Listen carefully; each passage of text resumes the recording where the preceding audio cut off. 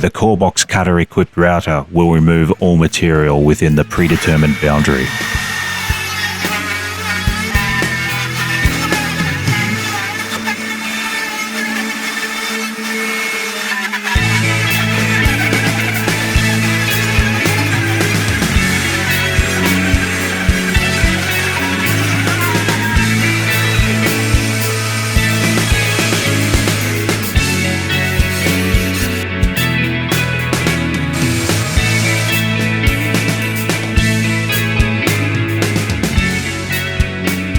I believe what I am attempting to gesticulate here is that these screw holes were not only to fix the porthole template down, they are coincidentally located in exactly the same positions required for the brass screws I'll be using to secure the base to the body.